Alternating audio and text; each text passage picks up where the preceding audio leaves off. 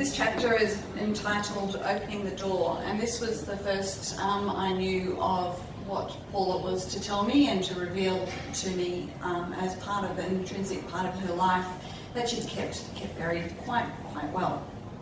So this took place in 2015. June 20. Paul starts a conversation at bedtime. This is not a good idea, as I tend to drift in and out of consciousness. What he was about to tell me, however, kept me wide awake.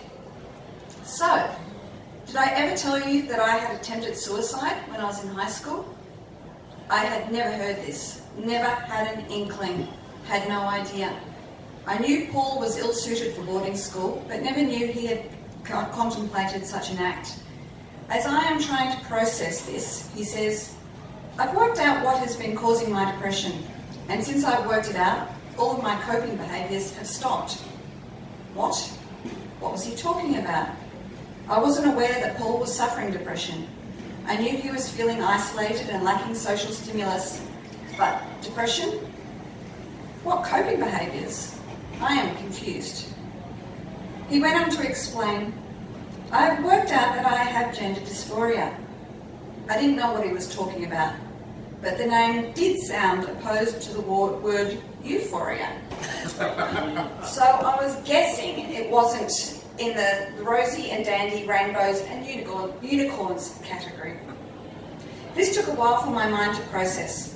I was in one of those states that seemed surreal. What I was hearing was surely part of a dream or the plot of a movie that Paula had watched on the Sci-Fi Channel. I had no reference point. What was being spoken seemed to be in a foreign language. Paul described how he wanted to be a little girl when he was young. The stories tumbled out.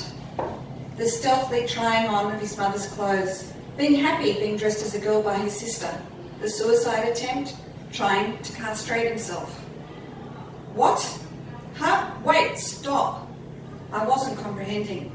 This was my husband talking, my very masculine man husband, the father of my children. I was in shock. As he spoke, it all flooded out. Now he'd uncapped the bottle, out it all flowed. I wanted to recap the bottle. I didn't want to hear. It was too bloody crazy. How did I not know any of this? How was it possible that I'd spent so many years with this man and had no idea of what lurked beneath? What had happened? It had all been buried deep, deep down, pushed down to the depths where it could not reach the surface, where it didn't need to be acknowledged. I was incredulous.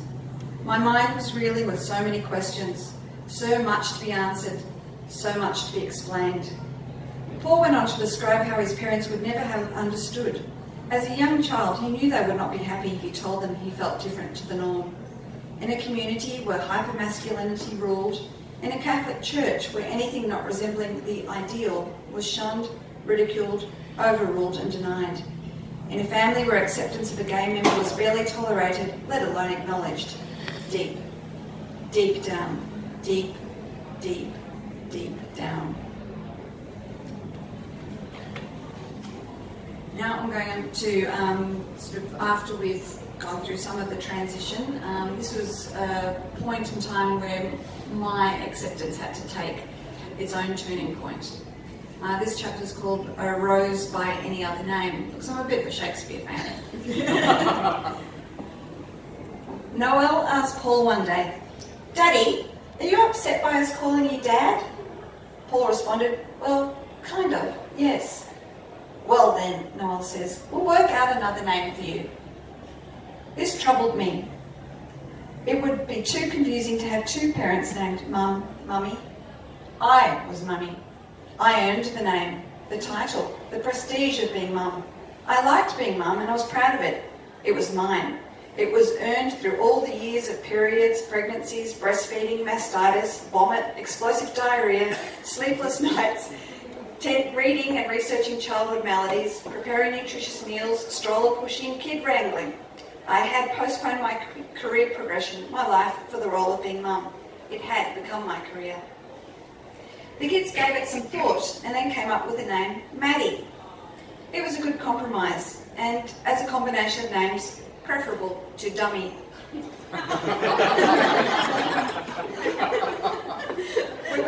out later that Maddie is fairly common among trans mummies.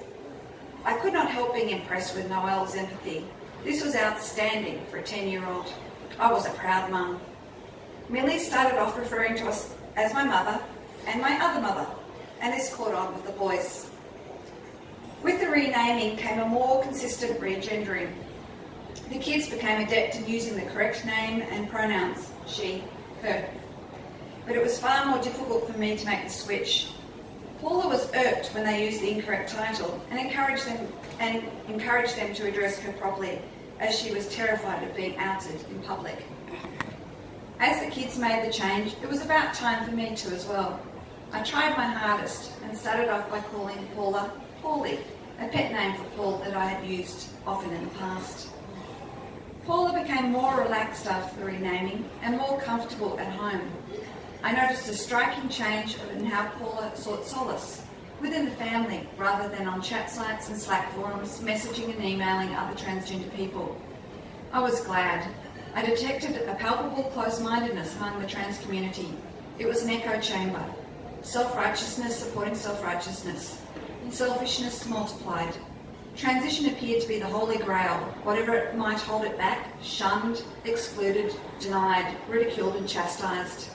I could clearly see that the mutual support was necessary, but the community was so exclusionary. With renaming, Paula seemed more focused on the well-being of the family, and more specifically, on my well-being. I finally felt I was seen and considered.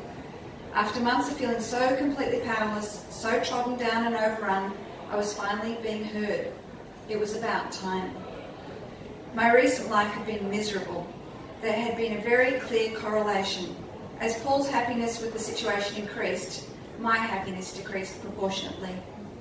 The trans tide seemed to be held at bay.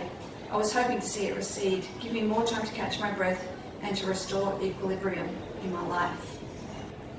That's all I'll read tonight.